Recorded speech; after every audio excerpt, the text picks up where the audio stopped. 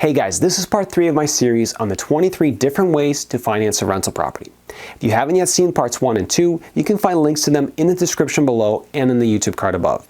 In part 1, I went through all the different traditional ways in which you can finance a rental property as a house hack. In part 2, I covered 9 different ways you can finance a non-owner occupied rental property. In this video, I'll discuss 8 additional creative ways that investors can finance a rental property. Coming up.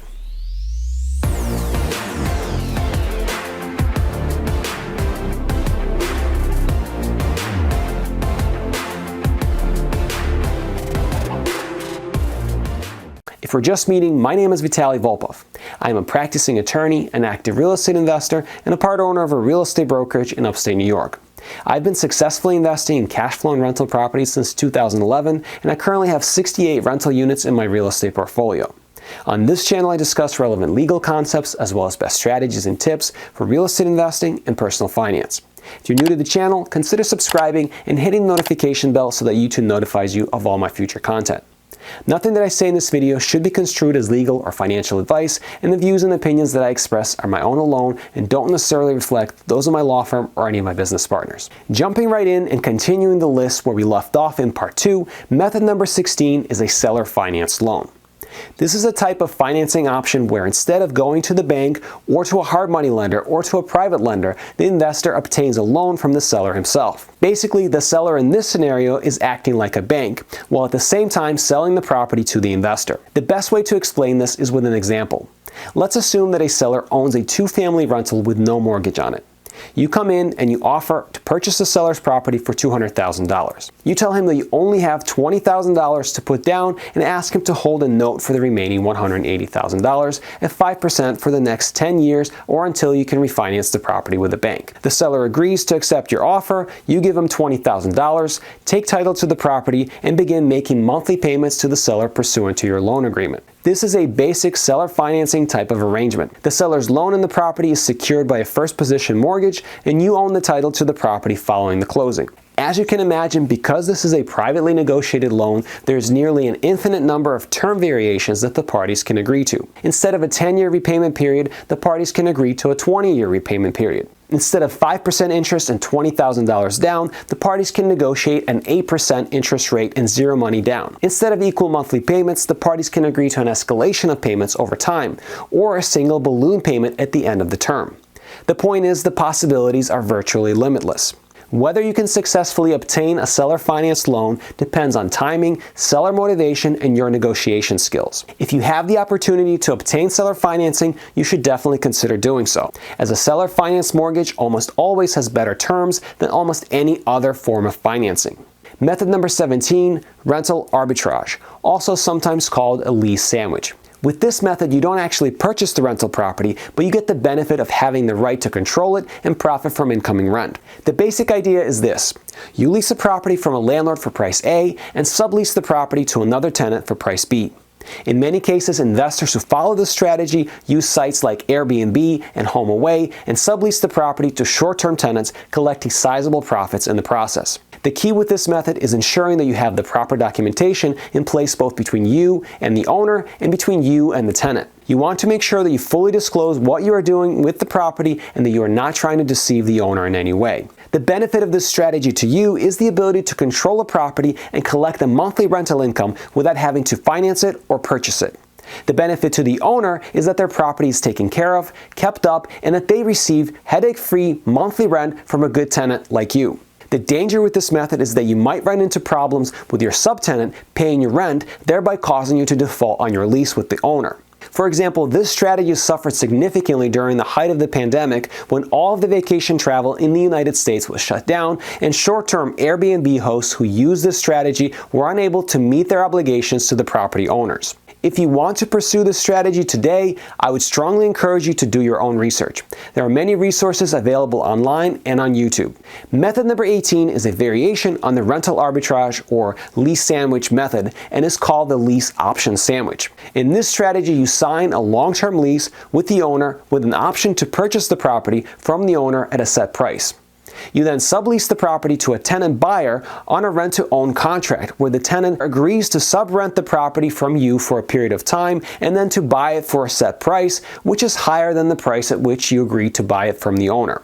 With this strategy, you're able to make a profit on the difference between the amount of rent you pay to the owner and the rent that your subtenant pays you, as well as on the difference between the price at which you purchase the property from the owner and the price which the subtenant pays you after you sell it to the subtenant. Again, proper documentation and contracts are key.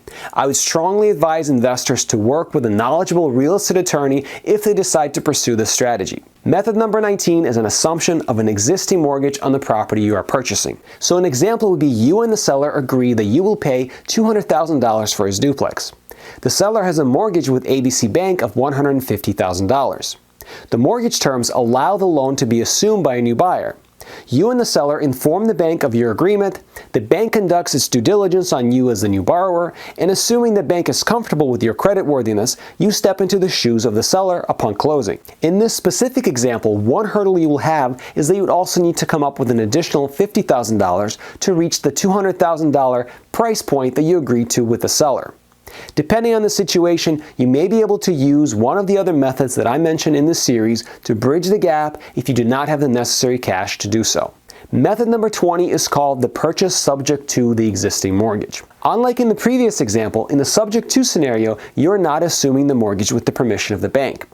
Rather, the seller is transferring title to you while keeping the mortgage in his name, which continues to be paid either by you as the new owner or by the seller if your agreement calls for that. Although this is quite a popular method of financing real estate, there are some significant potential problems and risks associated with it both to you and the seller. First, most mortgages have what is called a due on sale clause in them. A due on sale clause gives the lender the right to require that the entire balance of the loan be paid within 30 to 90 days of the transfer of the property. Since neither you or the seller are obtaining the bank's consent and permission to transfer the property while the original loan remains in effect, the terms of the due on sale clause are triggered upon the transfer of title. So legally, the lender has the right to call the loan, in other words, make it due and payable in full. However, practically speaking, most lenders don't exercise their right to call the loan in this situation either because they are unaware that the transfer occurred or because they don't care and turn a blind eye as long as they are getting their monthly payments. The situation has the potential to be more problematic if the seller or the buyer, whichever of them is supposed to make the monthly payments to the bank, defaults and fails to make them. In that scenario, the bank will start asking hard questions, and if the default continues, could proceed to foreclosure. In such an event, the buyer would lose the property and any other funds he or she put into the property at the time of purchase or subsequently. And the seller may have his or her credit destroyed since they are still personally obligated on the mortgage and may be liable to pay any deficiency between the foreclosure sale price and the mortgage amount owed. So, while I am personally not a big fan of this strategy, be sure to consult with a competent real estate attorney before you attempt to close a deal subject to an existing mortgage. Method number 21 is a 401k retirement account loan. Believe it or not, the IRS rules allow an employee to borrow against his or her 401k retirement account. The maximum amount that you may borrow using a 401k loan is generally 50% of your vested account balance or $50,000, whichever is less. Additionally, IRS rules require that payments on the loan be made at least quarterly and that the loan must be paid back in full within 5 years. The interest rate of the loan must also be set at a commercially reasonable rate by your plan administrator. Often this rate is tied to the prime rate, which is the underlying index for most credit cards, home equity loans, lines of credit, auto loans, and personal loans. Depending on your employer's specific 401k plan guidelines, there may be additional requirements or limitations, such as the need to show a hardship or that the purpose of the loan is for the purchase of a primary residence. $50,000 is likely not enough to buy a very large rental property if you can buy one at all.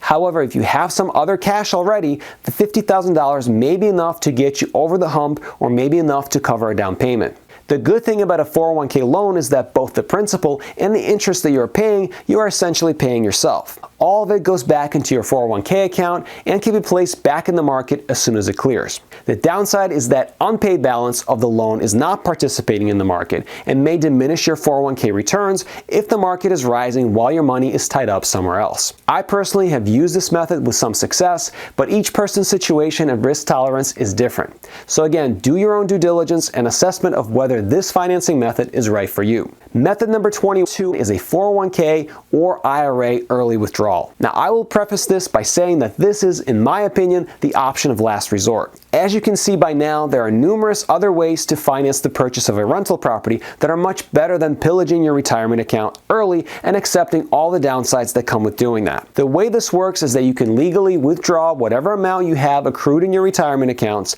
and use that money as you please. The downside to taking a withdrawal before you are of the appropriate retirement age, usually 59 and a half, is that you have to pay taxes on any gains in your account, as well as on any pre-tax contributions that you have made for which you previously received a deduction on your taxes. In addition to taxes, you will also be charged a 10% penalty on any amount which constitutes an early withdrawal. Depending on how much you withdraw and what your tax bracket is, together the taxes and the 10% penalty can take a huge bite out of your retirement savings. For this reason, as I said, I'm not a fan of this option. Even if you are able to make a very good profit on your rental property investment, it will require a lot just to break even on the taxes and the penalties that you have to incur. For this reason, it is almost always a net loss rather than a net gain. There are certain retirement plans, withdrawal from which will not result in the 10% penalty.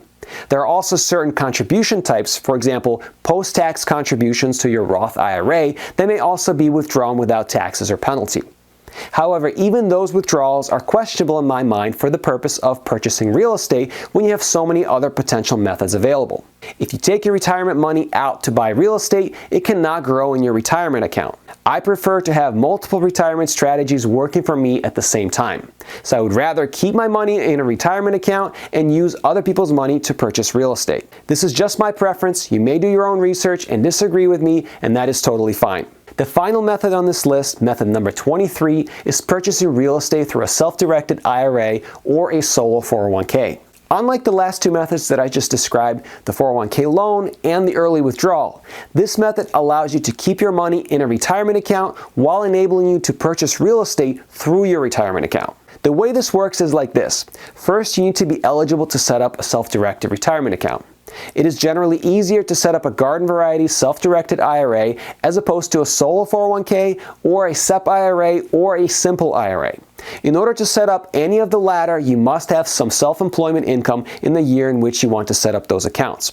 This is not the case with the basic self-directed IRA. The upside with a solo 401k, a SEP IRA, or a simple IRA is that the contribution limits with those accounts are much higher than the contribution limit with a basic self-directed IRA. All of these accounts, however, allow the investor to purchase rental properties through them, assuming that the plan was set up through an appropriate custodian. They also allow rollovers from employer-sponsored plans and regular and Roth IRAs that the investor may have previously created. The downside of buying real estate through one of these self-directed plans is that all the income and expenses must go into and out of the retirement account and cannot be touched unless and until the investor is eligible to take distributions from the plan. If this rule is violated, it can lead to the IRS declaring that the entire balance is taxable and will subject it to the 10% penalty in the year in which the violation occurred. There are numerous resources online and custodian companies that provide information about creating self-directed retirement accounts and the rules surrounding their use. Be sure to educate yourself on the pros and the cons of each before attempting to invest in real estate through them. So with that said, guys, that's going to do it for this video and this three-part series. Let me know in the comments below whether you have used any of the methods that I described in this video, and if you did, how you were able to make out. I hope that you found this rental property financing series interesting and informative. If you did, please do me a favor and hit the like button. And if you haven't yet subscribed to my channel, definitely subscribe and hit the bell icon so that you don't miss any of my future videos. Thanks again for watching, have a great day, and I will see you in the next one. Take care.